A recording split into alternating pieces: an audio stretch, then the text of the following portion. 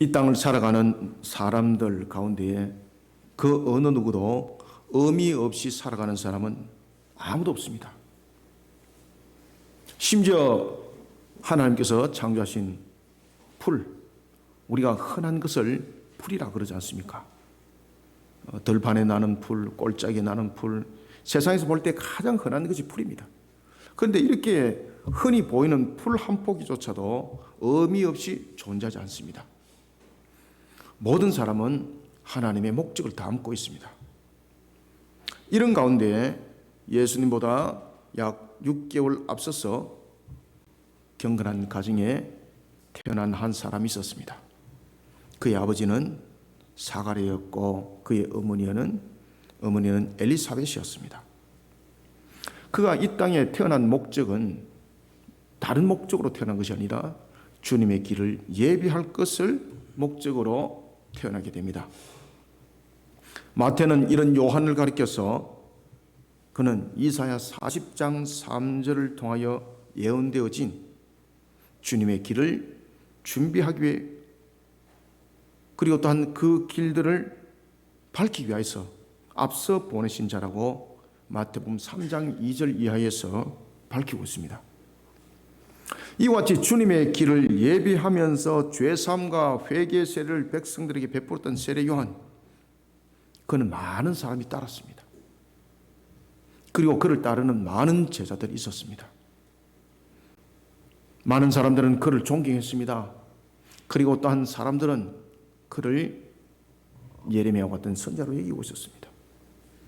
어떤 사람들은 그 세례 요한을 그는 엘리야와 같다라고 말할 정도로 많은 사람들로부터 존경을 받고 그리고 많은 사람들에게 말 그대로 사역을 이루는 자체가 하나의 모범이 되었고 선망이 되었고 그리고 또한 예언을 이루는 측면에서 아주 중심적인 그러한 축을 쌓으면서 그는 광야에서 사역을 감당하고 있었습니다. 그런데 이 모든 사역들이 하나님의 목적을 이루는 측면, 바로 오실 주님을 예배하는 것이었습니다. 이런 세례 요한이 옥에 갇히는 사건이 벌어지게 됩니다. 그 사건은 당시에 헤롯 대왕에 의해서 이 나라가 각각의 지역을 통해서 갈라지게 됩니다. 세례 요한이 당시에 분봉왕으로서 갈릴리 그리고 베레아 지역을 다스렸던 헤롯 안디바, 이 헤롯 안디바가 굉장히 좀 정치적이고 그런가 하면은 또한 굉장히 또한 정욕적이고 이런 부분에 다른 이런 물론 다른 분봉왕들도 문제가 있었습니다만은 그런 부분에 굉장히 비신앙적 부분들이 누구보다도 많이 사람들에게 비춰지고 있었습니다. 이런 헤롯 안디바가 아주 불신에 가까운 그런 일들을 범하고 그리고 하나님의 율법을 범하는 그런 일들을 범할 때에 세례 요한이 그를 책망을 하게 됩니다. 헤롯 안디바가 자신의 이복 동생인 헤롯 빌립의 아내이자 자신의 조카, 물론 헤롯 빌립도 헤로디아와 결혼했던 이 자체가 전부 다 불법이죠, 그죠? 그런 속에도 이 안디바는 헤롯 빌립을 더 앞서는 그러한 불의와 그리고 또한 불법을 자행하는 왕이었습니다. 자신의 조카였던 헤로디아와 불법적 결혼을 하게 됩니다. 그도 자신의 이복 동생이었던 헤롯도 빌립의 또 아내였기도 했습니다. 그런가 하면 또한 헤로디아는 굉장히 또한 야망이 있었던 그런 여인이었습니다. 나중에 이제 헤롯 안디바가 나중에 죽고 난 뒤에 헤로디아가 나중에 어떤 꿈을 꾸게 되는가 하면은 자신은 로마의 황제의 첩으로 들어가는 것을 계획하고 이를 추진할 정도로 아주 헤로디아가 이 여자가 완악하고 그리고 또한 여러 가지 부분에서 야욕과 이런 부분들이 굉장히 또한 다른 사람보다도 깃들어 있던 그런 사람이었습니다. 이런 속에 일들이 벌어졌던 거죠. 세례 요한이 이것을 가만 보고 지나갈 수 없었습니다. 세례 요한은 이와 같이 왕의 불법적 행위, 그 행위에 대해서 하나님의 이름으로서 왕을 책망을 하게 됩니다. 왕이 백성으로부터 책망을 들었으니 이것을 어떻게 해야 되겠습니까? 왕 입장에서 그냥 두면 안 되는 거죠. 그냥 두게 되면 누구든지 왕을 짓밟는 모습이 되는 것이고, 그랬을 때 자신의 설 자리는 없어지는 겁니다. 강력하게 다스리는 겁니다. 그 당시에 이 헤롯 안디바도 세례 요한이 그 위치와 그 역할들이 예언의 말씀대로 온 그 메시아 혹이나 그 선지자인 줄 두려워하여서 함부로 손을 대지 못했습니다. 그렇지만은 이 세례 요한을 그대로 뒀을 때에 자신의 위치와 입장은 흔들릴 수밖에 없다는 것이죠. 그가 명령을 합니다. 그리고 세례 요한을 잡아서 옥에 가두게 됩니다. 세례 요한은 이와 같이 불법적 왕의 행위를 책망한 일로 인해서 옥에 갇히게 됩니다. 이런 옥에 갇힌 세례 요한이 자신의 제자 2명을 예수님께 보내게 됩니다. 그러면서 이런 질문을 합니다. 너희들은 예수님께 가서 이런 내용들을 질문하여라. 그 질문이 무엇이었을까요? 세례 요한은 여러분들 이 땅에 온 목적이 무엇이라 그랬습니까? 메시아를 예배한다고 그랬습니다. 여기에 대해서 갈등이 생긴 것입니다. 세례 요한은 자신의 2 제자를 예수님께 보내면서 이와 같이 질문을 하라고 합니다. 당신이 우리가 기다렸던 그 메시아가 맞습니까? 아니면 우리가 메시아를 기다려야 합니까? 여러분, 세례 요한은 예수님이 어떤 분인지 누구보다도 그 사실을 잘 알고 있었습니다. 그런 그가 무슨 이유 때문에 예수님께 이런 질문을 던졌을까요? 그것은 자신의 관점 때문이었습니다. 여기에 대하여 예수님께서는 어떻게 반응했을까요?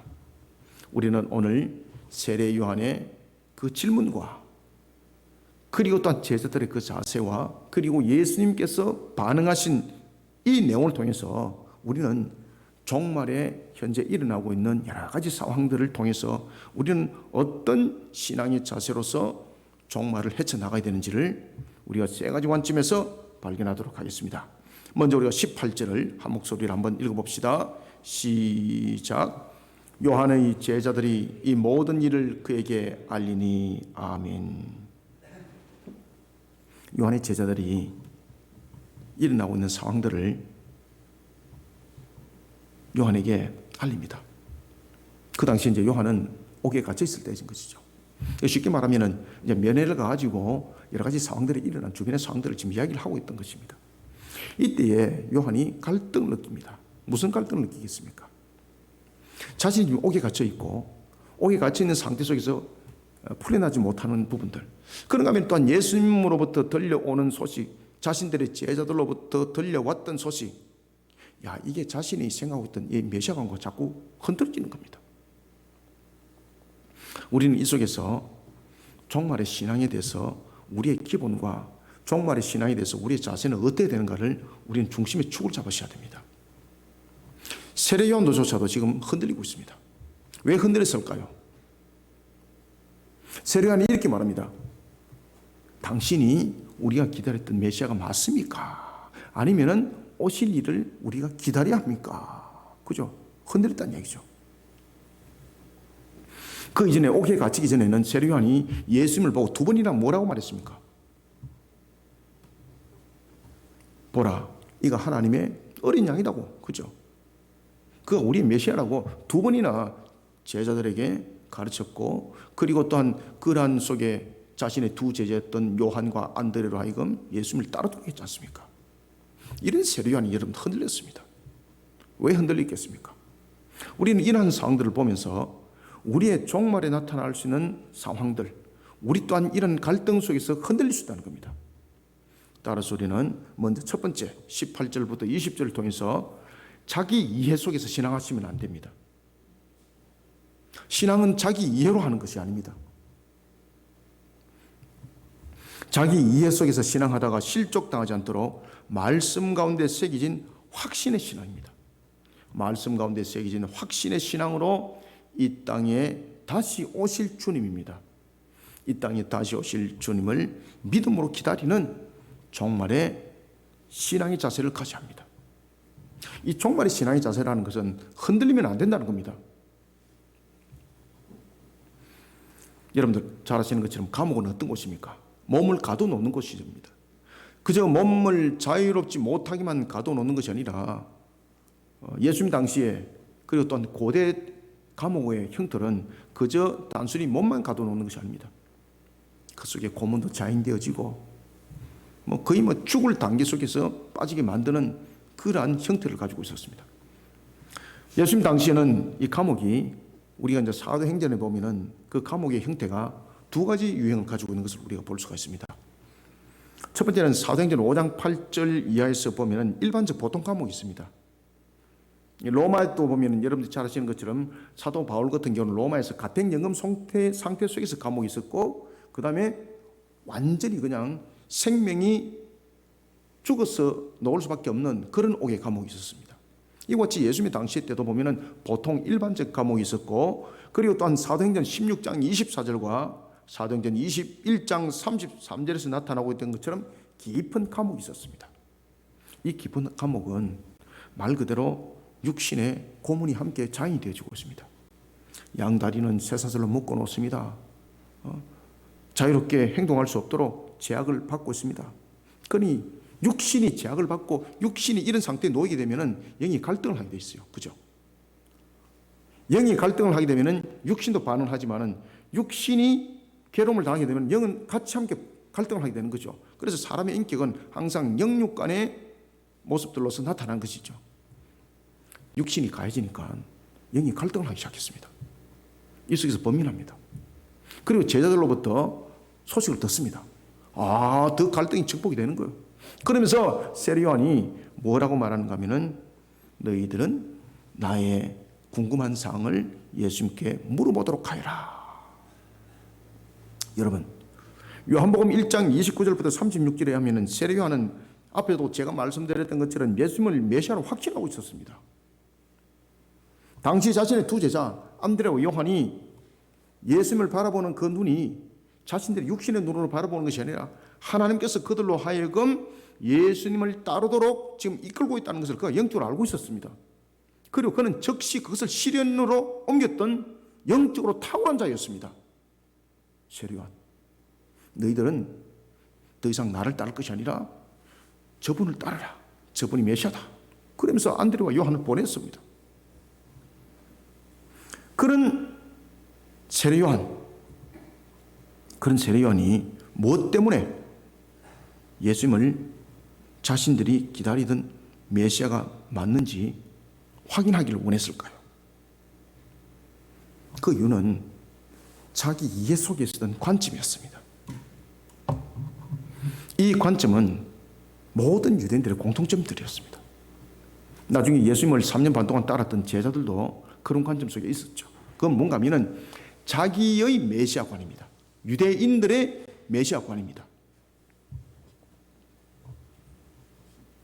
당시 유대인들이 가지고 있던 잘못된 메시아관, 그 메시아관을 통해서 하나님의 은혜의 때를 바라보지 못하고 심판의 때로서만 메시아를 바라보고 있는 겁니다. 그들이 생각할 때 메시아는 뭔가 하면은 정치와 군사를 통해서 심판하는 메시아였거든요. 그런데 지금 초림의 예수님의 모습은 심판자로서의 예수님이 아니라 하나님의 은혜 때를 이어가는 측면에서의 자기 십자가를 지기 위해서 온 메시아지 않습니까? 이것을 이해를 하지 못하는 것이죠. 유대인들의 메시아 관점에서는 이것이 없었습니다. 예수님이 메시아가 만약에 맞다면 어려운 길에 자신이 섰고 어려운 길에 서서 자신이 지금 옥에 갇혔습니다. 그러면 예수님이 메시아가 맞다면 자신들의 유대인들의 관점 속에서 생각하고 있는 그 메시아가 맞다면 예수님은 어떻게 될까요? 심판자로서 폭군인 안디바를 심판해야 되고, 그리고 어려운 일을 하다가 감옥에 갇힌 자신을 구해내야 되는 거예요. 이것이 메시아가 할 일이에요. 로마에 압제되어 있는 상태도 마찬가지였습니다. 그래서 이 유대인들이 가지고 있는 이 메시아관은 뭔가 하면 해방자로서의 메시아였습니다. 자신이 대속으로서 이 땅에 우리의 죄를 대속하기 위한 그 값스러운 메시아, 그것들은 자신들의 유대적 관점에 있지 않았습니다. 왜 그런가 하면 유대인들은 선민 사상을 가지고 있기 때문입니다. 그들은 선민 사상을 가지고 있었기 때문에 대속을 이룬 메시아라는 것은 자신들의 생각 속에 들어올 수가 없었습니다.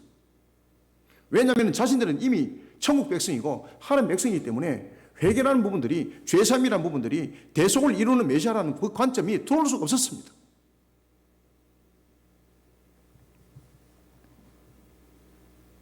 그런 사고 속에 세례요한도 동일했습니다. 그래서 메시아라는 관점 속에서는 선민 사상을 벗어날 수가 없었습니다. 그들의 메시아관은.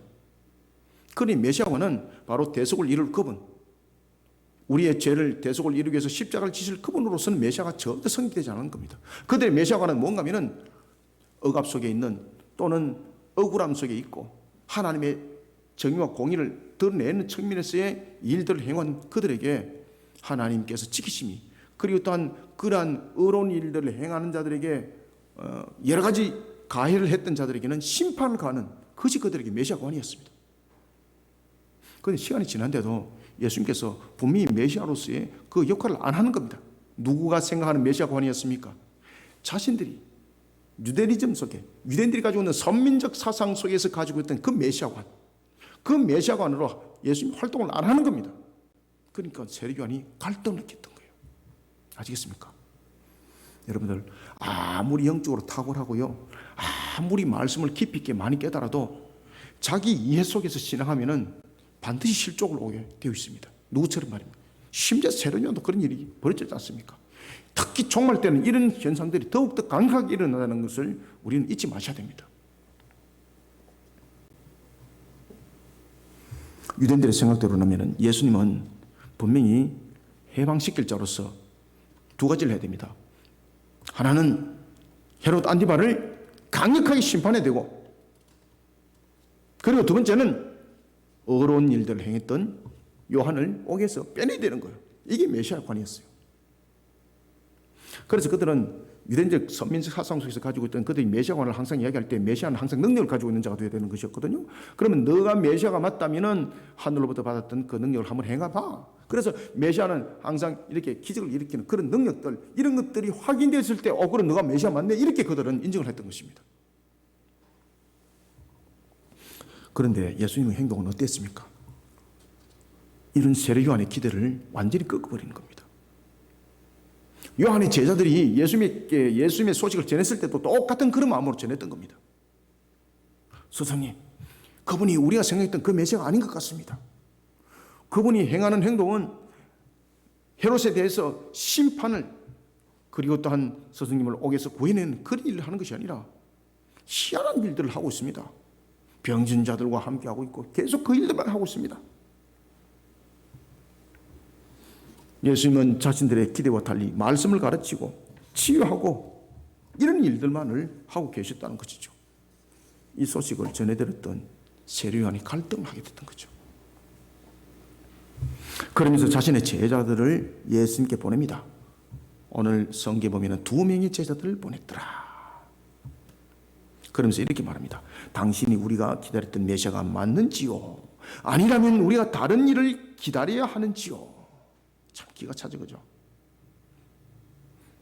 요한은 자신이 메시아를 예비하기 위해 세워진 자라는 것에 대해서는 의심하지 않았습니다. 그러나 그 또한 유대인들이 가지고 있었던 메시아관과 크게 다르지 않았습니다. 이것이 서민사상이었습니다. 이 가운데 이해 충돌이 생긴 겁니다. 자신이 알고 있었던 예수가 메시아가 아닐 수도 있다는 생각이 자신을 지배하기 시작했습니다. 여러분, 세례 요한이 신앙적으로 얼마나 뛰어납니까? 사람들로부터 그는 존경을 받은 인물이었습니다. 신앙의 모습을 보십시오. 광야에서 메뚜기와 석청으로서, 그리고 그는 광야에서 그렇게 생활을 해왔습니다. 부족함이 없었습니다. 그 어떤 것도 흠과 티가 없을 정도였습니다. 그러나 요한 또한 부족함 가운데 있는 사람의 모습을 벗어날 수 없다는 것을 인식하셔야 됩니다. 하물며 세례 요한도 그런데 하물며 우리야. 신앙은 자기 이해로 하는 것이 아닙니다. 신앙은 불변하신 하나님의 말씀을 믿어 의심치 않는 신앙의 자세를 가지고 있지 않으면 누구든지 실족당할 수 있습니다. 세례 요한처럼 말입니다.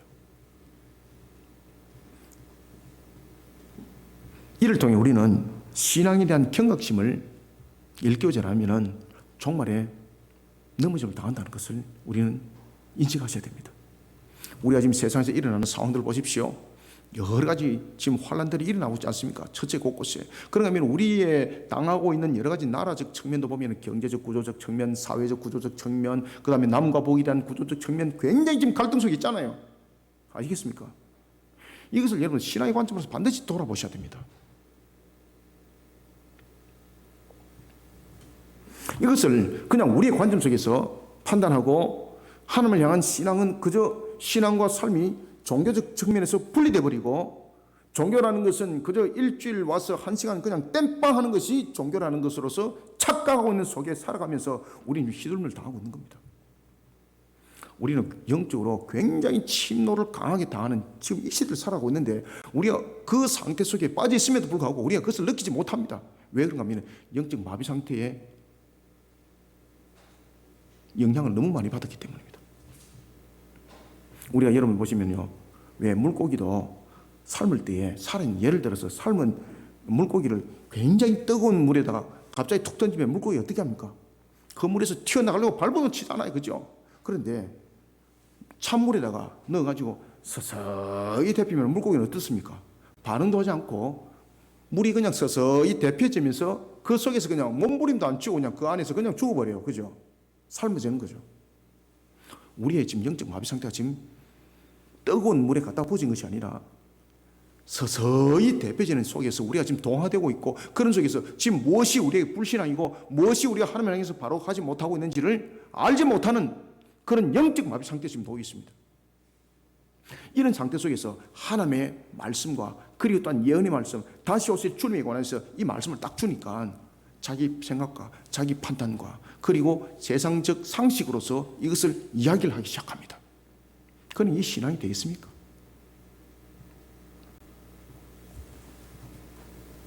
(18절부터 20절을) 한번 읽어봅시다. 시작. 요한의 제자들이 이 모든 일을 그에게 알리니 요한이 그 제자 중 둘을 불러 주께 보내어 이르되 오실 그이가 당신이오니까 우리가 다른 일을 기다리오리까 하라 하며 그들이 예수께 나아가 이르되 세례 요한이 우리를 보내어 당신께 여쭈어 보라고 하기를 오실 그이가 당신이오니까 우리가 다른 일을 기다리오리까 하리다 하니 아멘. 기가 차죠? 사랑하는 성도 여러분, 종말의 날이 가까워지고 있습니다. 예언의 말씀을 통해 우리에게 이미 계시해 준 그 말씀을 우리가 비춰볼 때에 아하, 종말의 때는 예수님의 십자가를 지시면서 종말의 때는 이미 실현됐거든요. 첫 번째 인이 떼졌고 그리고 또한 첫 번째 인이 떼지면서 지금 이제 다섯 번째 인은 완전히 떼진 상태입니다. 이 인이 떼지기까지, 여섯 번째 인이 떼지기까지 2000년이라는 세월이 흘렀던 것은 하나님께서 구원하시고자 하는 예정한 자들이 각 나라와 각 시대에 있었기 때문에 이것이 2000년의 세월이 왔습니다. 그런데 이제는 그것이 거의 실현의 단계에 왔다는 것을 주님께서 말씀하신 그대로 우리에게 자연과 환경을 통해서 우리라면 그것을 깨닫게 하시고 알게 하신다 그랬지 않습니까? 그 환경들이 지금 일어나고 있습니다. 우리는 이란 속에 우리는 신앙의 경각심을 더욱더 가지지 못하면 요한계시록은 우리에게 증가하고 있습니다. 미혹한 영이 우리를 더욱더 강력하게 친다고. 짐승의 세력들이 우리를 짓밟습니다. 거짓 선지자가 난무합니다.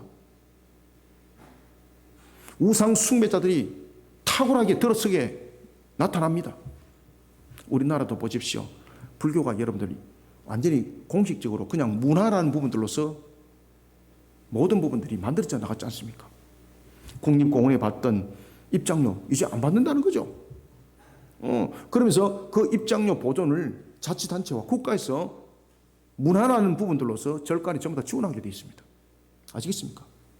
이런 우상 숭배가 이제 탁월함이 온 나라를 다스리는 그런 시대에 접어든다는 것입니다. 종말의 날이 가까워지고 있습니다.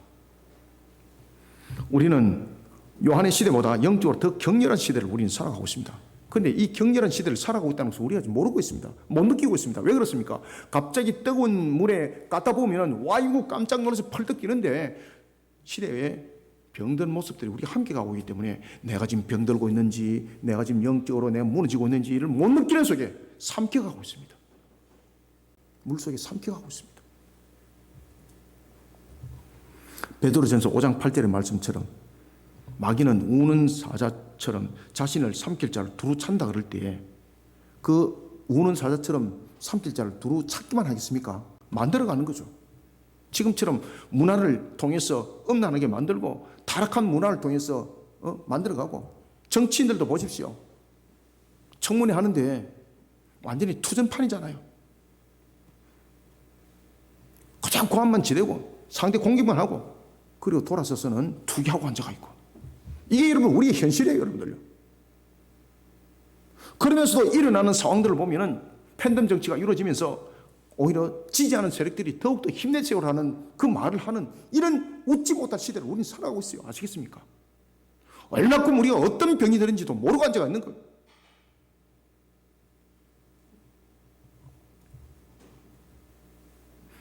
이런 식으로 마귀가 오직 우리를 삼키고 있어요. 지금 자신들이 어떻게 죽어가고 있는지, 영적으로 지금 어떻게 병들어가고 있는지 못 깨닫는 영적 마비 상태. 온 나라가 보십시오. 마약으로 그냥 판을 치고 있고, 그냥 길거리에서 마약이 그냥 까자 사탕 주듯이 그냥 매매가 이루어지고 있고, 고등학생들이 마약을 하고 앉아가 있고, 그렇게 병들어가고 있습니다. 그렇게 병들어가고 있습니다. 심지어 입장료를 30만 원, 40만 원 주고 자신의 사귀고 있던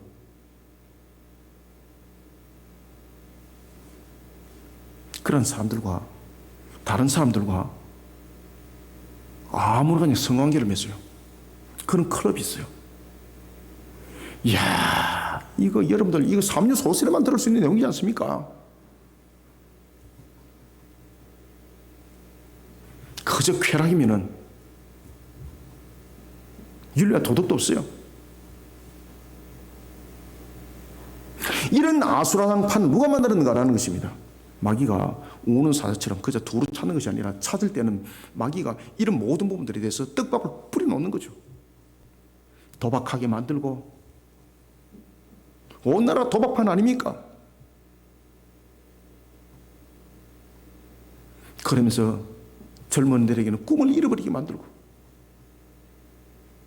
그런 속에 무너짐을 당해서 젊은 사람들이 생명을 끊어버리게 되고, 정말로 나라가 똑바로 가려면 땀 흘려 일하는 사회, 성실한 사회, 정직한 사회 만들어가야 하고, 그런 자들이 복되게 살아가는 사회가 정상적인 사회예요.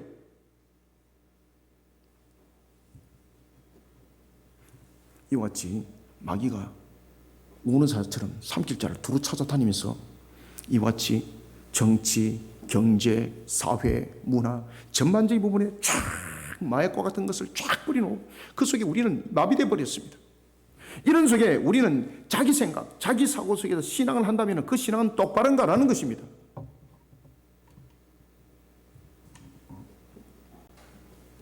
자기 이해 속에서 신앙하다가 실족당하지 않도록 우리는 하나님의 말씀 속에서 신앙을 일으켜야 합니다.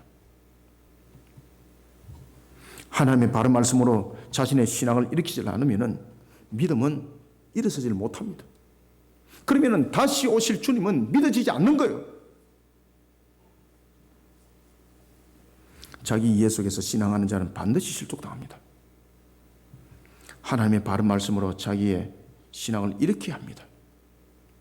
그리고 믿음에 대한 확신을 가지고 이 땅에 다시 오실 주님을 기다리는 분명한 종말의 신앙의 자세를 가지는 성도들이 되시길 소원합니다.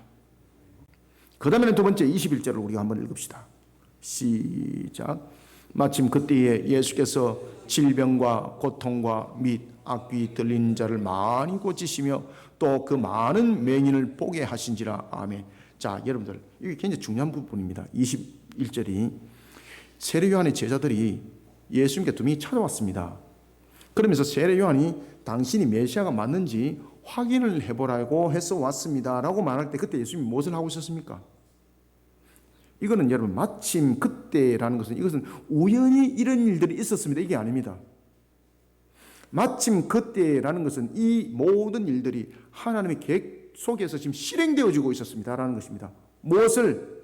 예수님이 메시아로서 어떤 역할 속에서 이 땅에 오시는지를 그때 그때, 마침 그때라는 이 단어가, 두 단어가 설명하고 있어요.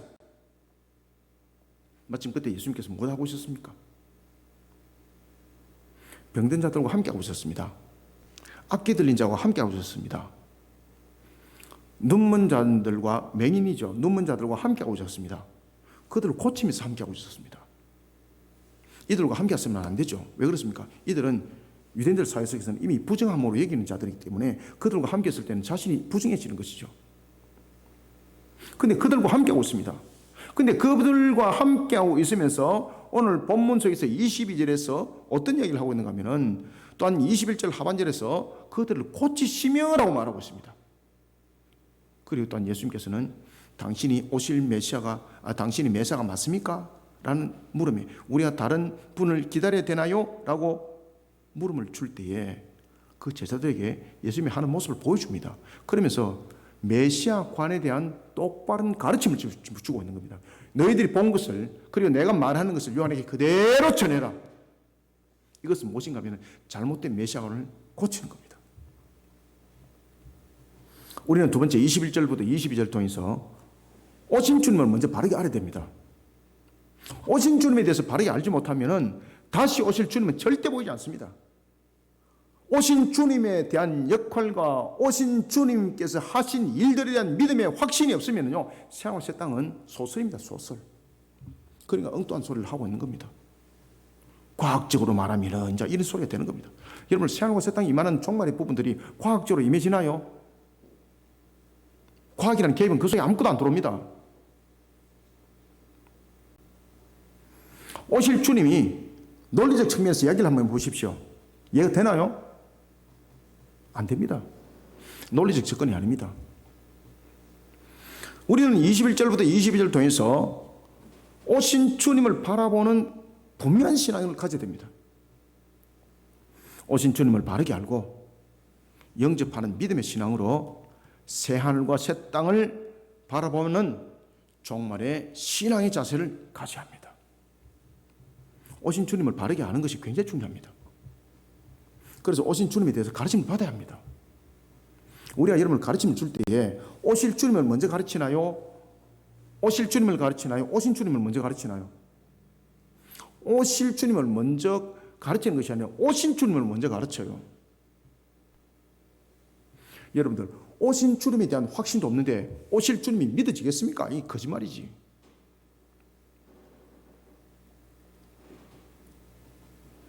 예수님은 세례 요한의 제자들로부터 전해들은 메시아에 대한 물음에 대해 메시아가 어떤 목적으로 이 땅에 오시는지를 먼저 가르쳐요.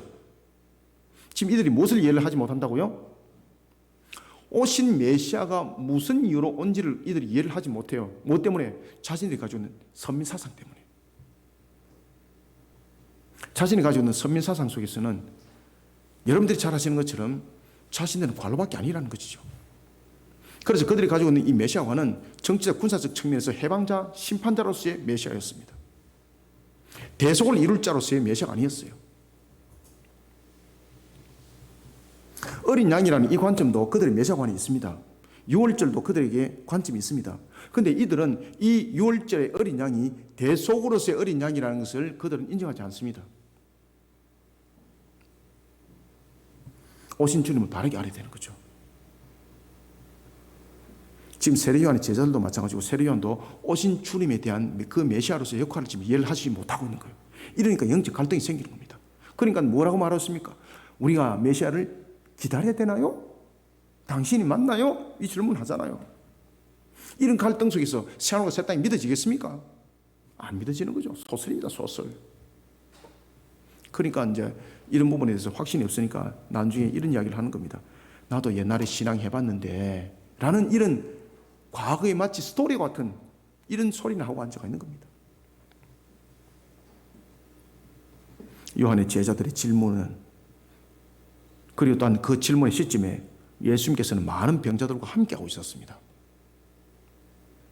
질병과 고통, 그리고 악귀 들린 자, 그리고 그들을 향한 치료, 이 장면을 통해서 예수님은 오신 메시아로서 이 땅의 목적이 무엇인지를 두 가지를 설명하고 있어요.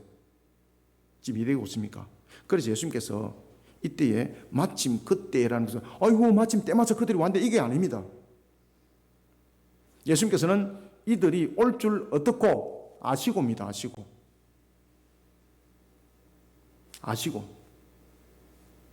성당 하나님이지 않습니까? 신성이 인성을 취하여 위격적 연합으로 성육신 하신 분이지 않습니까? 신성으로서는 이미 아심이죠. 아시고, 그래서 마침 그때라는 것은 아시고, 이들이 올 줄 아시고, 이들이 무슨 질문을 할 것인지 아시고, 예수님께서 어떻게 하신다고요? 질병과 고통과 악기 들린 자들과 함께 있습니다. 왜? 그것이 이들의 질문에 대한 답이었기 때문입니다. 이것이 이들이 궁금해하는 메시아의 오심의 목적이었던 것입니다. 바로 초림의 메시아의 목적이었습니다. 이들은 재림과 초림의 메시아의 구분점을 그들은 알고 있지 못했던 겁니다. 예수님께서 그것을 가르치는 겁니다. 두 가지를 가르칩니다. 이 장면을 통해서. 첫 번째는 인류가 죄로 인하여 고통 가운데 놓여 있다는 것을 목도하도록 합니다. 인류가 어떻다고요? 죄악 가운데 있는 것. 죄로 인해서 고통 가운데 있다는 것. 그래서 예수님께서 그들과 함께하고 있습니다. 병든 자들이 고통하죠. 귀신 들린 자들이 영적으로 고통하죠. 그들이 고통하는 것. 그러면 이런 고통들이 어떻게 일어났는가라는 것입니다. 바로 인간의 죄로 말미암아라는 것을 예수님께서는 이 상황들을 통해서 목도하도록 하는 겁니다. 메시아가 온 목적은 바로 그 이유 때문에 왔다는 겁니다. 인류의 죄 때문에 왔다는 겁니다. 지금 이해되고 있습니까?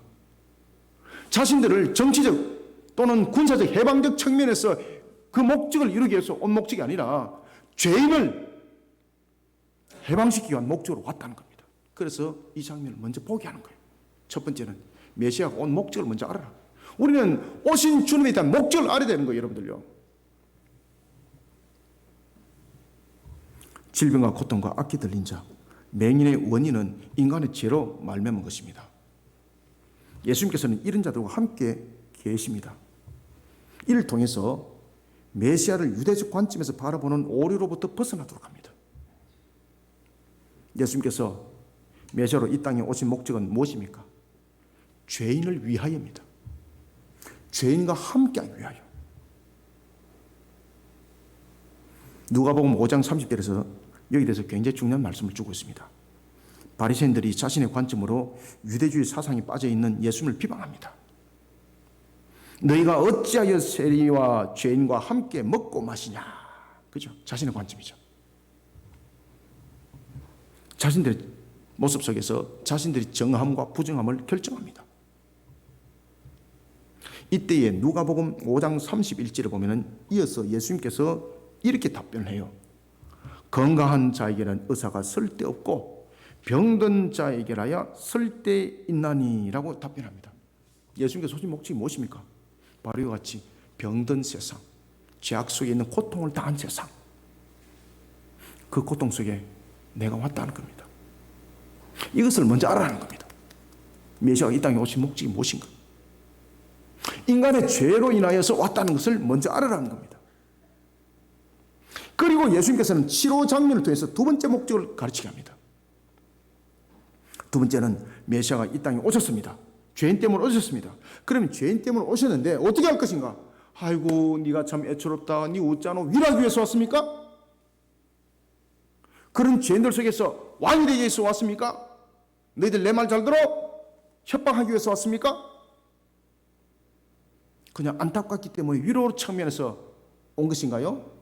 아니라는 거예요. 두 번째는 메시아가 이 땅에 오신 목적은 죄인을 회복시키기 위함이라는 것을 오늘 치료 장면을 통해서 보게 하시고 이것을 전하라는 거예요. 이것이 보험이라는 거예요. 그 목적을 위해서 예수님께서는 오셨다라고 메시아의 관계에 대한 그 관점을 바르게 세우라는 거예요.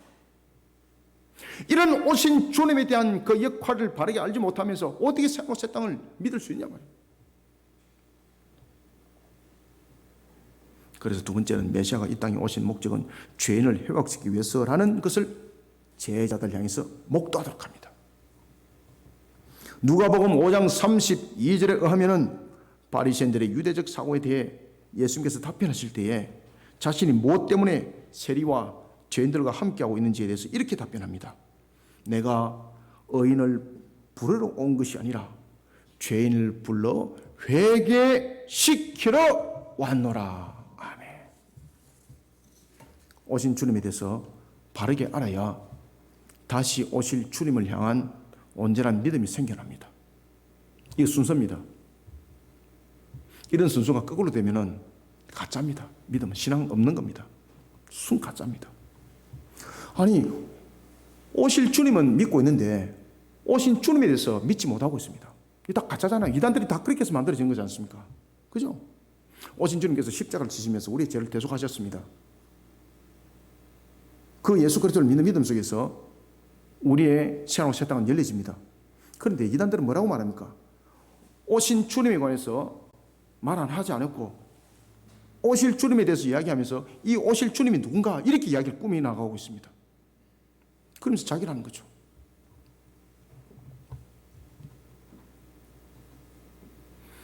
오신 주님에 대해서 바르게 알아야 다시 오실 주님을 향한 온전한 믿음이 생겨납니다. 이사야서 54장 4절에 의하면 메시아는 치욕을 갚아주시는 분입니다. 그리고 또한 이사야 61장 1절에 의하면 치유의 사역을 감당하신 분입니다. 예수님은 이런 구약에 예언된 말씀대로 오신 메시아였습니다. 십자가에서 그 모든 것을 이루셨습니다. 2000년 전에. 이사야가 예언한 대로 그 말씀대로 예수님은 또한 사역을 펼쳐나가고 있었습니다. 이 예언의 말씀대로 예수님께서는 오셨고 그리고 이 예언의 말씀대로 지금 사역을 펼쳐나가고 있다는 것을 세례 요한에게 전하도록 합니다. 그렇게 해서 예수님께서 이렇게 말씀하시죠. 너희가 가서 보고 들은 것을 요한에게 알리되 맹인이 보며 못 걷는 사람이 걸으며 나병 환자가 깨끗함을 받으며 귀먹은 사람이 들으며 죽은 자가 살아나며 가난한 자에게 복음이 전파된다 하라. 아멘. 이 말씀은 사람의 눈으로 볼 때는 악을 향한 하나님의 심판이 지금 단행되고 있지 않지만은 악을 향한 심판이 지금 즉각적으로 단행되어지고 있다는 것을, 심판 이미 시작됐다는 것을 요한으로 하여금 암시적으로 지금 답변을 주고 있어요. 여러분들 보십시오. 병든 자, 질병 걸린 자, 악기 들린 자, 나병 환자가 깨끗함을 받았습니다. 그들이 깨끗함을 받았다는 것은 무엇입니까? 그저 단순한 치료가 아닙니다. 의학용품을 통해서 지금 치료하는 것이 아닙니다. 예수님께서 그들은 죄를 사하시고 라면서 그들을 치료할 때에 이 속에는 무엇을 지금 예표를 하고 있는가 하면은 하나님의 택한 백성은 죄인을 향해서는 죄를 사하시고 그리고 또한 죄악을 향해서는 심판하심이 이 속에 함께 있는 거예요. 그러니 요한이 지금 말하고 있는 악한 것을 향해서는 심판이요 그리고 또한 의로운 자는 그 하나님께서 악의 그런 테두리로부터 건져냄인데 이것을 당신이 왜 하지 않습니까? 지금 이 내용이거든요. 그렇게 해서 예수님께서는 이 장면을 보여주면서 요한에게 이것을 깨달아 알게 하여라. 너희들이 지금 본 것을 그대로 말해라. 내가 말하는 것을 그대로 전해라. 병든 자가 낫고 나병 환자가 지금 치료하는 것을 통해서 너희들은 이것을 전하라. 복음이 전파되리라. 이렇게 말씀을 하고 있어요. 이것은 무엇입니까? 메시아가 오신 목적만을 실현하는 것을 말하고 있는 것이 아닙니다. 요한이 가지고 있는 하나님의 공의적 발동 속에서 메시아는 의로운 자를 건져내시고 그리고 또한 악을 향해서는 심판을 당해야 되는 것이 메시아 역할이지 않습니까? 그 역할적 측면에서 예수님께서는 초림의 메시아가 올 때는 우리의 죄를 대속하기 위한 구원의 모습으로 오지만은 이 구원이 우리의 죄를 대속하기 위해서 우리의 죄를 대속한 죽음으로만 끝나는 것이 아니라는 거예요. 악을 향한 심판이 이 속에 함께 있다는 겁니다. 다시 말하면은 예수님께서 나병 환자를 치료하시고 맹인들의 눈을 뜨게 하시고 귀먹은 자를 듣게 하시고 죽은 자를 살아나게 하며 가난한 자에게는 복음이 전파되리라. 이 말씀은 바로 뭔가 하면은 지금 심판이 단행되어지고 있다는 것을 전해라는 겁니다. 이것을 암시적으로 이 회복을 통해서 가르쳐주고 있었습니다.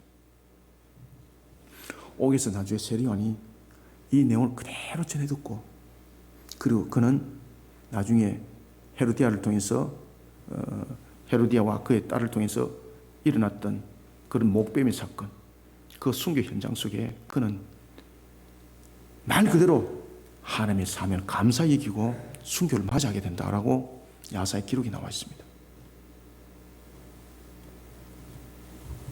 여러분, 우리 오늘 21절부터 22절을 다시 한 번 더 읽어보고 말씀을 계속 전가하겠습니다. 마침 그때에 예수께서 질병과 고통과 및 악귀 들린 자를 많이 고치시며 또 많은 맹인을 보게 하신지라 예수께서 대답하여 이르시되 너희가 가서 보고 들은 것을 요한에게 알리되 맹인이 보고 못 걷는 사람이 걸으며 나병 환자가 깨끗함을 받으며 귀먹은 사람이 들으며 죽은 자가 살아나며 가난한 자에게 복음이 전파된다 하라. 아멘. 각종 병든 자들의 치유와 복음의 전파는 하나님이 마지막 날에 약속하신 축복의 내용을 담고 있습니다. 그 축복은 이미 시작됐다는 것을 요한으로 하여금 알게 하는 겁니다. 그리고 그 축복과 함께 동시에 공중의 권세자를 향한 심판이 시작됐다는 것 또한 알도록 하는 것입니다. 사랑하는 성도 여러분, 기록된 하나님의 말씀에 대한 바른 해석과 바른 이해는 너무나도 중요합니다. 우리의 믿음을 견고하게 세워나가는 데 있어서 가장 중요한 핵심적 요소입니다. 18세기 말렙에 러시아에서 일어났던 한 사건입니다. 굉장히 충격적 사건이 일어났습니다. 러시아 같은 경우도 여러 가지 이단들이, 각종 이단들이 18세기 속에서 완연하게 일어나기 시작합니다. 그 18세기 말렙에 러시아의 반체제 세력들이 등장하게 되는데 그 반체제 세력 가운데서 교회의 핵심적 교리였던 종말론과 최후의 심판의 큰 자극을 받고 집단을 이루는 분파들이 생겨났습니다. 그 가운데서 한 명이 셀바노프라는 사람이 있었는데 이 사람은 한 농부의 지도자였습니다.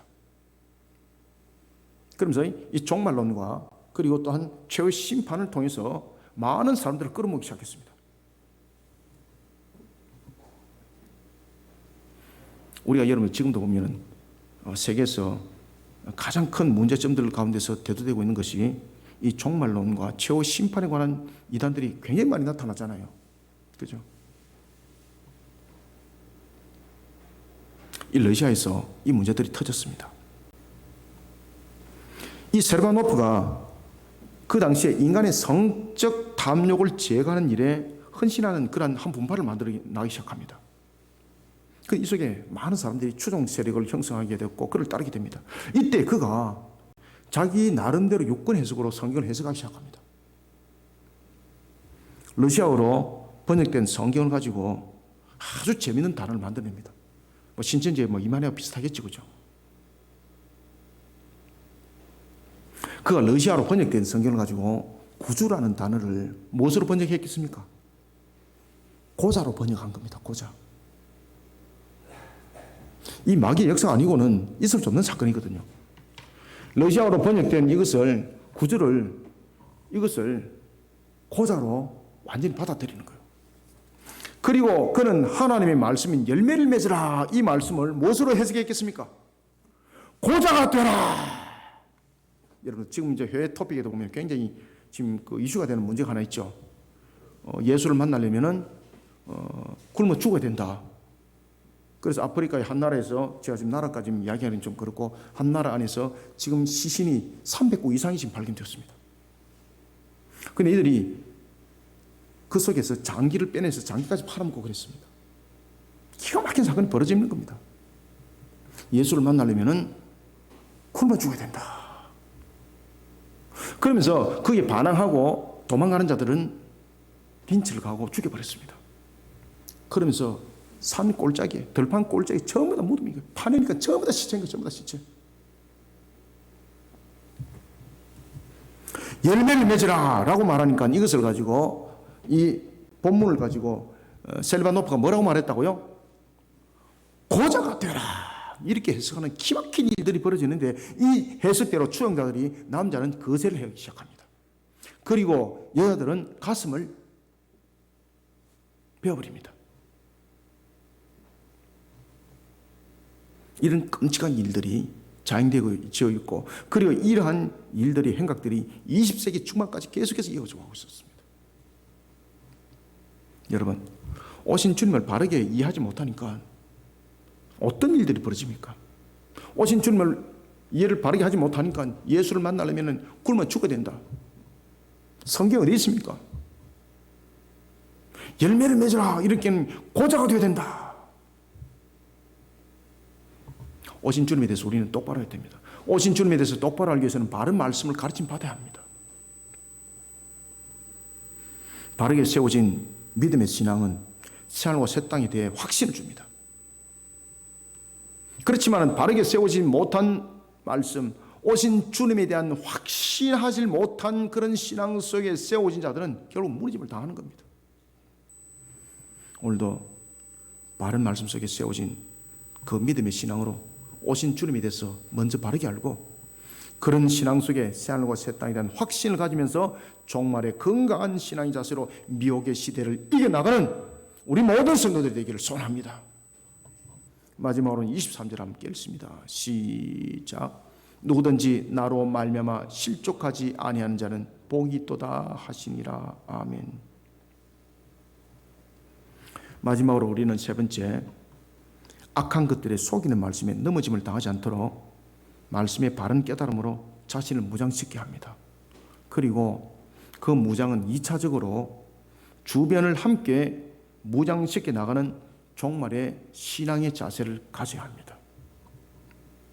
우리가 영적으로 건강해지려면요, 자신의 신앙으로는 안 됩니다. 헤쳐나가는 신앙이 굉장히 건강합니다. 그래서 주님께서도 두세 사람 이상이 모여서 기도하여라 라고 말하지 않습니까? 그죠? 믿음의 공동체를 계속 이루어야 됩니다. 신앙의 막들을 계속 키워나가야 합니다. 그러지 않으면 방어망이 형성되지 않습니다. 예수님께서는 세례 요한의 제자들에게 이렇게 말씀하십니다. 너희가 보고 들은 것을 요한에게 알려라. 자, 보십시오. 너희들이 보고 들은 것 알리라 그러잖아요. 우리는 악한 것들에게 휘둘림 당하지 않으면 우리가 말씀으로 바르게 가르침 받아야 됩니다. 그리고 바른 가르침을 받은 것을 바르게 전할 줄 알아야 됩니다. 그런 속에 우리의 영적 막은 세워집니다. 여기서 요한의 부분들이 요한이 1차적 깨달음의 대상이었다면 요한에게 자신들이 본 사실을 전하도록 했던 것은 그 제자들은 2차적 깨달음의 대상이었습니다. 이런 사실을 바탕으로 예수님께서 말씀을 준 것은 바로 누구든지 나로 말미암아 실족하지 아니한 자는 복이 있다, 이 말씀과 연결되는 겁니다. 그러니 누구든지 말씀을 바르게 깨달은 사람은 그 말씀을 바르게 증거해야만이 주님으로 인해서 실족당하지 않습니다. 주님에 대해서 바르게 알지 못하니까 실족당하잖아요. 메시아에 관한 요한을 비롯한 유대인들의 기대는 당장 가시적 효과를 나타내는 것에 초점이 맞춰져 있었습니다. 이들의 메시아관은 구원에 있는 것이 아니라 심판에 있었습니다. 그러니 예수님의 모습이 넘어지는 걸림돌이 된 거죠. 이런 걸림돌로 인해 예수가 메시아임을 확신하지 못하는 자는 복이 되지 못합니다. 요한의 제자들을 통해서 예수님께서는 이것을 주시시키고 있습니다. 잘못된 메시아관으로는 복된 길을 걸을 수 없다는 것을 깨닫게 합니다. 23절을 다시 한번 읽읍시다. 시작. 누구든지 나로 말미암아 실족하지 아니하는 자는 복이 있도다 하시니라. 아멘. 종말의 때를 살아가는 이 시대 위에 가장 성행하는 것 가운데 하나가 무엇입니까? 악한 것들이 속이는 말씀입니다. 그래서 나홈에도 재미있는 말을 주고 있습니다. 나홈 3장 4절에 보면은 이런 말을 주고 있습니다. 마술에 능한 미모의 음녀가, 그죠? 미모의 음녀가 많은 음행을 함이라. 그가 그의 음행으로 여러 나라를 미혹하고 그의 마술로 여러 족속을 미혹한다라고 말씀하고 있습니다. 요한계시록 17장 15절에서도 보면은 음녀가 백성과 무리와 열국을 다스린 데 했습니다. 악한 것들을 속이는 말씀에 넘어지면 끝납니다, 여러분들. 악한 것들이 속이는 말씀에 넘어짐을 당하지 않도록 말씀에 대한 바른 깨달음을, 그 깨달음으로 자신을 무장시키는 것으로만 끝나면 안 됩니다. 너희들이 보고 들은 것을 라고 말하면서 요한에게 전하려 했습니다. 만약에 여기서 멈춰버린다면요, 우리의 영적 막은 굉장히 허술해집니다. 한 사람보다는 두 사람이 힘이 강합니다. 두 사람보다는 두 사람은 갑질이를 말한다면 세 사람은 갑질이 아니라 10배로 일어나는 겁니다. 여러분들, 우리도 보십시오. 신앙할 때 혼자 있을 때 영적으로 낙심할 수 있잖아요. 그런데 영적 동지자가 내가 집사람을 위해서 기도하겠습니다, 같이 기도합시다, 이런 신앙의 같은 동력과 동행에 걸으면 얼마나 힘이 되는지 모릅니다. 우리 악한 것들에게 휘둘림을 당하지 않기 위해서는 우리가 이런 신앙으로서 이 난맥이, 그리고 또한 너무나도 악한 것들이 차고로 넘치는 이런 악한 시대에 살아가고 있는 우리들이 스스로의 모습으로 이길 수 있나요? 연합을 형성해야 됩니다. 하나님의 말씀으로 우리가 똑바로 알고 이것을 나의 모습으로 끝나는 것이 아니라 연합을 형성해야 됩니다. 그 연합을 형성하는 측면에서 우리는 먼저 1차적 측면에서 전하는 자가 되어야 합니다. 똑바로 전하기 위해서는 똑바로 알아야 되는 것이었는데, 똑바로 전하는 것으로 떠나는 것이 아니라 이 속에서 우리는 연합을 형성하고 일치를 이룰 때, 물론 그 걸음은 힘이 들지만 그 걸음이 이루어질 때에 성령께서 우리의 강력한 막을 만들어주기 시작합니다. 악한 것들에 속이는 말씀에 넘어짐을 당하지 않도록 말씀에 대한 바른 깨달음으로 자신을 먼저 무장하고, 여기서 멈추어지는 신앙이 아니라 멈춰지는 신앙은 복이 되지 못합니다. 2차적으로 주변을 무장시키시길 바랍니다. 2차적으로 주변을 무장시키면서 종말을 향해서 힘있게 달려가는 영적 성도들이 되시기를, 그러한 종말의 신앙의 자세를 가지기를 소원합니다. 말씀을 맺습니다. 초림의 메시아가 대속을 이룰 평강의 왕으로서 죄악 가운데 놓여진 우리를 회복시키기 위한 모습이었다면, 다시 오실 주님은 심판할 판결의 왕입니다. 초림의 주님은 평강의 왕이라고 본다면, 다시 오실 주님은 판결의 왕입니다. 판결의 왕으로 이 땅에 오실 때에는 여러분이 반드시 기억해야 될 것은 예수 그리스도께서 보혈로서 대속을 이루지 못한 불의한 자들 향해서 심판이라는 겁니다.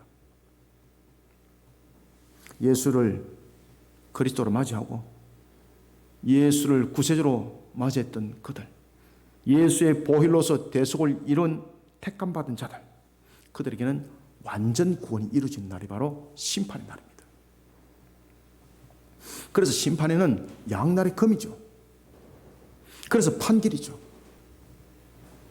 심판에 이른다는 것은 영원한 부분들이 성립된다는 겁니다. 이제는 심판은 끝을 말하는 것이 아닙니다. 심판은 뭔가 하면은 이제는 그 속에서 영원히 이루어진다는 것입니다. 무슨 영원히 이루어질까요? 두 영원이 이루어집니다. 하나는 영원히 꺼지지 않고 영혼까지 태우면서 그림자까지 태우는, 그리고 그 불에 접하기만 하면은 그가 어떤 관계 속에서도 탈출할 수 없는 영원히 꺼지지 않는 불못입니다. 예수 그리스도의 보혈로서 죄사함을 받지 못한 자들, 여러분들이 잘 아시는 그런 요한계시로 보면은 불못의 심판이 3번 일어납니다. 짐승과 거짓 선자가 아마게돈 전쟁이 일어나면서 첫 번째 불못에 던집니다. 이 불못은요, 천년의 고통이, 영원한 고통이 그 속에 함께하는 겁니다. 그 속에서는 죽고 싶어도 자살하고 싶어도 자살이 성립이 안 됩니다. 왜 그러면 타는 불이 영원하기 때문입니다. 그 불에 다 있을 때는 영원히 가는 겁니다. 그런데 이 불은 태우는 불이 아닙니다. 강력한 지옥의 고통을 주는 불입니다. 그래서 우리가 일반적으로 생각하는 물건을 태우는 그런 불이 아닙니다. 이 불은 마치 자석과도 같습니다. 그 불 속에 들어가면 아무도 나오지 못합니다. 그렇게 해서 유황불못에 짐승과 거짓 선자가 아마게돈 전쟁에서 먼저 던짐을 당합니다. 그리고 두 번째는 무지경에 있던 그 마귀를 천여왕국이 기한이 찼으며 하나님께서 끄잡아냅니다. 그리고 난 뒤에 이제 마귀 사탄이라고 말하는 그를 하나님께서는 마지막으로 총정리해서 두 번째 불못에 던집니다. 그 유황불못은 그 어떤 것들도 살아서 놓을 수 없는 것, 영원한 죽음의 고통 속에 임하는 그 고통, 두 번째로 마귀가 그 불못에 던짐을 당합니다. 그리고 또한 백보자 심판대가 일어날 때에 이제 세 번째 불못이 열리게 되는데 바로 음부에 있던 불신자들이 부활을 하게 됩니다. 이미 우리는 하나님의 택한 백성들은 예수 그리스도로 인하여서 대속을 받은 자들은 이미 예수님께서 어린 양으로서 공중에 재림하실 때에 그때에 전부 다 영육간에 부활합니다. 부활하면서 천년 왕국을 이루고 살아갑니다. 그러면서 하나님께서 원수 갚아주는 거 다 보는 거죠. 이것이 천년 왕국이죠.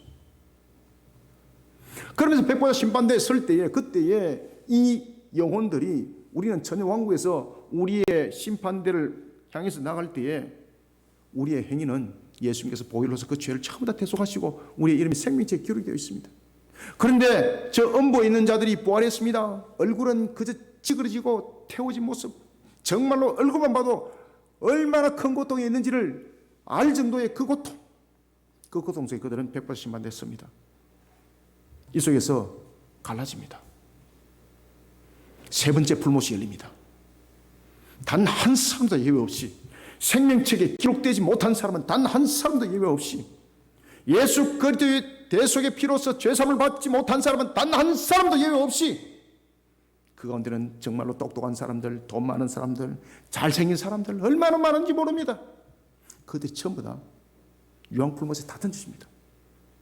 그래서 그곳에서 그들은 영원히 살아갑니다. 어떻게? 그래서 그곳을 둘째 사망이라고 말을 하는 겁니다. 죽음의 고통이 영원히 그 불못에서 죽음의 고통이 함께하는 겁니다. 지렁이조차도 그곳에는 죽지 못합니다. 그 불에 닿는 순간 지렁이조차도 죽지 못합니다.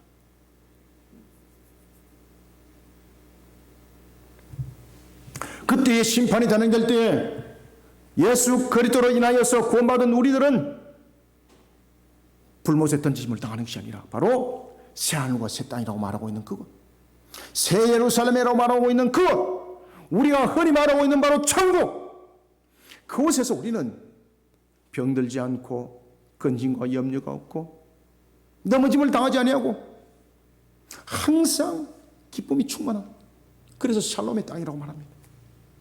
병들미 없고 연약함이 없고 부족함이 없고 괴로움이 없고 고통이 없는 곳, 그곳에서 영원히 살아가는 것, 얼마나 감사한지.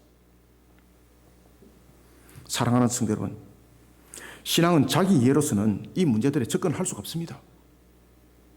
이 부분들은 스토리가 아닙니다. 이것은 그저 신앙적 측면에서 말하는 것이 아닙니다. 우리에게 계시의 말씀을 통해서 이러한 상황들을 다 이미 비춰준 것은 그 계시는 실현될 말씀이고 여기에 대한 우리에게 믿음의 확신을 가지라는 것입니다. 그 믿음의 확신을 가질 때 그 출발점은 오신 주님을 먼저 믿는 믿음의 확신이 있어야 합니다. 신앙은 자기 이해로 사는 것이 아닙니다. 주님을 바르게 알아야 다시 오실 주님을 똑바로 보입니다. 주님을 바르게 알아야 다시 오실 주님이 똑바로 보이는데 오신 주님에 대해서 바르게 알지 못한다면 오실 주님은 가짜인 거예요. 악한 것들에 속이는 말씀에 넘어짐을 당하지 않도록 말씀에 대한 바른 깨달음을, 그 깨달음으로 자신을 무장시키게 합니다. 우리는 오신 주님에 대해서 무장을 하고 그리고 다시 오실 주님에 대해서 믿음의 확신을 가지고 자신을 무장해야 됩니다. 그런데 이 무장이 자신으로 끝나는 것이 아닙니다. 종말의 신앙의 자세는 일치와 연합을 이루는 것이 굉장히 중요합니다. 그래서 종말의 신앙은 교회 속에 교회끼리 예수 그리스도의 하나가 되어야 되고 성도가 성도끼리 성도 속에 하나가 이루어지는 것입니다. 이런 속에 우리는 영적 무장의 틀을 만들어가야 합니다. 2차적 신앙, 2차적 부분들에 만들어가면 되는 것입니다. 그래서 우리는 복음을 통하여서 우리의 모습들을 만들어가고 그리고 또한 복음을 통하여서 주변의 사명을 감당하고 이런 속에 자신을 무장시키면서 종말을 이겨나가는 신앙이 되어야 되는 것입니다. 자기만이 아니라 자신을 무장시키는 것이 그것으로 끝나는 것이 아니라 2차적으로 주변을 무장시켜 나가는 종말의 신앙의 자세를 가지고 나가는 복된 성도들이 다 되시기를 주님의 이름으로 축원합니다. 하나님 감사합니다. 주님께서 오늘도 우리 주신 말씀을 상과 마음 반석에 새기길 원합니다. 오신 주님을 우리가 바르게 알고 다시 오실 주님을 믿음으로 바라봅니다. 우리에게 영원히 꺼지지 아니할 하나님의 생명, 우리에게 허락되어진 생명, 영원한 생명이 복되게 살아갈 새하늘과 새 땅, 홀로 이 믿음의 확신을 가지고 달려갈 때 오신 주님에 대한 확신이 없이 어찌 이런 상황들이 우리에게 신앙과 믿음으로 확신으로 와닿겠습니까? 우리가 참으로 종말의 때를 살아가며 종말의 날을 향해서 달려갈 때도 오신 주님에 대한 말씀의 신앙과 그리고 그 바탕이 없다면 어찌 우리는 종말을 바라보면서 다시 오실 주님에 대한 믿음의 확신이 있겠습니까? 우리를 하여금 바른 말씀과 바른 교리로 우리의 근본들을 단단히 세워 하나님 앞에 영광되게 하여 주옵소서. 그러니 주님께서도 에베소서의 말씀을 통해서 하나님의 전신갑주를 입으라고 우리에게 말씀을 줄 때 복음의 신을 신고 진리의 띠를 띠고 의의 흉배를 치고 그리고 또한 우리의 방어적 측면에서 반드시 믿음의 방패를 들으라 하였습니다. 그런가 하면 또한 믿음의 방패를 드는 것으로 끝나는 것이 아니라 구원의 확신을 가지라 하였습니다. 그래서 머리에는 구원의 투구를 쓰라 하였고, 그런가 하면 또한 우리의 구원의 확신과 그리고 또한 우리의 믿음의 방어가 이것으로만 끝나는 것이 아니라 반드시 영적 전투는 함께 이루는 전사의 싸움이 있어야 된다 하였습니다. 그 싸움의 무게는 말씀이었습니다. 말씀의 성령의 검이라 하였습니다. 오늘도 이란 속에 우리는 1차적 정인만 되는 것이 아니라 2차적 정인의 그 걸음도 함께 걸어가는 그런 속에 주님의 영광을 나타내고 주님의 주신 말씀의 성취자로서의 그 중심에 세워지는 우리 거심교회 성도들이 되게 역사하여 주옵소서. 오늘도 주신 말씀으로 우리를 새겨주시고 새롭게 해주시며 이 말씀이 우리에게 꼴이 되고 생명수가 되게 부족함이 없도록 은혜 담비를 부어 주옵소서. 예수님의 이름으로 기도드립나이다. 아멘.